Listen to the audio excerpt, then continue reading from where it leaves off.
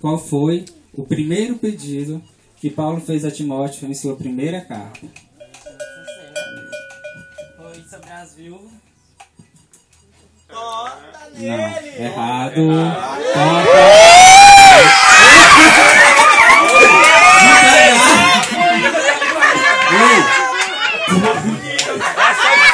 Ei, gente, ó.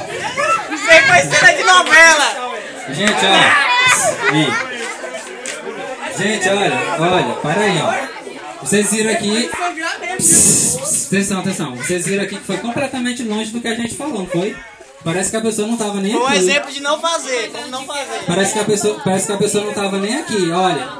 Silêncio.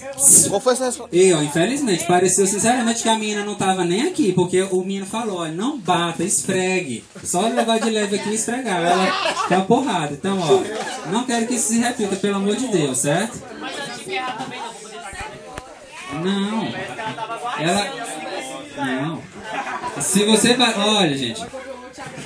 Fala mais uma vez. Você não é obrigado a pegar. Você simplesmente volta. Se você pegou, você tem que responder certo, senão leva a tortada. Um ponto para a equipe 2, né? Esse ponto podia ter Mudar aqui agora. Ei, agora eu vou pedir pro pessoal que tá filmando ficar pra lá. Não fica aqui atrás de mim, não. Por causa da qualidade eu não vou ler nada dele. Não sei que você não tá lendo, mas não fácil. Grupo 1. Gente, cadê a Grupo Kiara? 1, Zidane. Pega uma tortinha e vem pra casa. Grupo 2, Marlene. Vai pegar, Zidane! De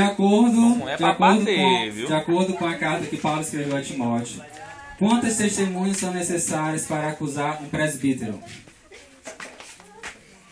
De acordo com a carta que Paulo escreveu a Timóteo, quantas testemunhas são necessárias para acusar um presbítero?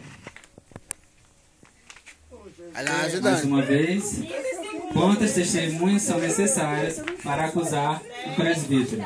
Ei, não pode chutar, viu? Ah, sim. Não é o segundo, só chutando, não tá contando o tempo. Por isso que era 15 segundos. Vai. Tá certo. Na verdade ele fala 2 ou 3, mas na verdade 2 ou 3 não exclui o 3 não exclui o 2. Devagar. Zidane, se prepara.